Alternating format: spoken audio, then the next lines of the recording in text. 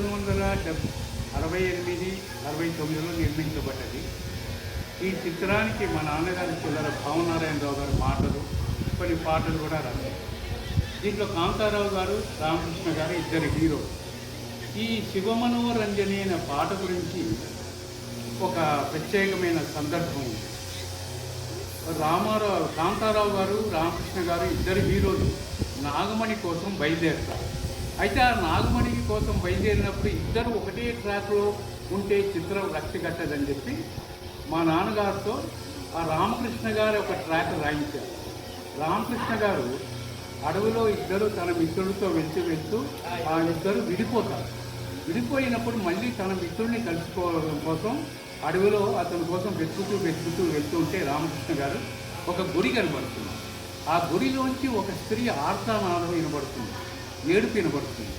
అప్పుడు ఆ గుడిలోకి వెళ్ళి ఎవరు అని అటు ఇటు తిరిగి వెతుకుతూ ఉంటే ఒక చోట ఒక బంగారు వీణ కనబడుతుంది. ఆ వీణ దగ్గరికి వెళ్ళి అక్కడే ఆ స్వరం వినబడేటప్పటికి వీణ దగ్గరికి వెళ్ళి ఎవరు అని అడుగుతుంటే వెంటనే ఒక దేవత ప్రత్యక్షం అవుతుంది. ఆవిడే శ్రీ విద్య గారు. ఆవిడేమంటారంటే, కుబేరుడి ఆస్థానంలో మేము నాట్యం చేస్తుండగా నా సహోదరి కళావతి దేవేంద్రుని చూసి ముగ్ధుడై తప్పు అడుగులేసింది, నాట్యాన్ని ఇది చేసింది, కాబట్టి అతను శపించాడు, నువ్వు వెళ్ళి భూలోకంలో వీణగా ఉండమని చెప్పి అతను శపించాడు అంట. అయితే ఆ చెప్పిన శాపానికి విముక్తి లేదా అని అడుగుతాడు రామకృష్ణ గారు. ఉండి నన్ను ఎవరైతే ఈ వీణని ఎవరైతే వాయిస్తూ నా నాట్యాన్ని ఎవరు ఓడిస్తే మళ్ళీ నా సహోదరి నాకు దక్కుతుందని ఆయన శాప విముక్తి కూడా చెప్పాడని చెప్తాడు.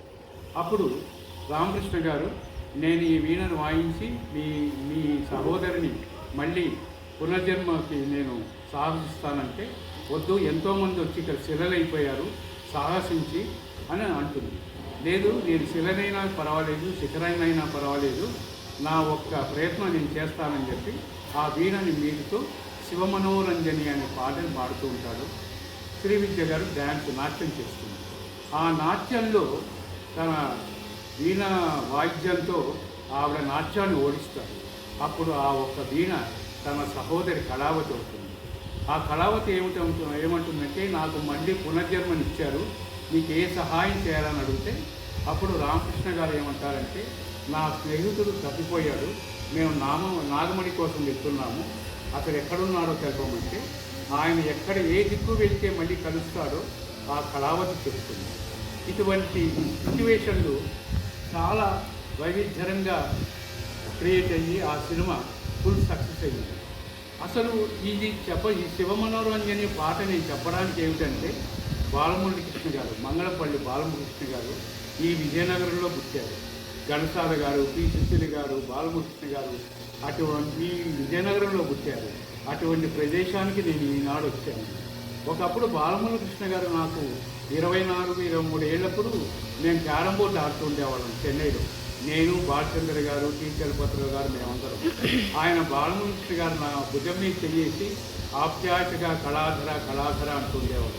నేను ఈ విజయనగరం రాగానే ఆయన మళ్ళీ జ్ఞాపకం వచ్చారు. కాబట్టి ఆయన పాడిన పాటని, నాకు ఇష్టమైన పాట గురించి ఈనాడు చెప్పదలుచుకున్నాను. ఇంకా నమస్కారం. మళ్ళీ వచ్చే ఎపిసోడ్లో మళ్ళీ కలుస్తాను.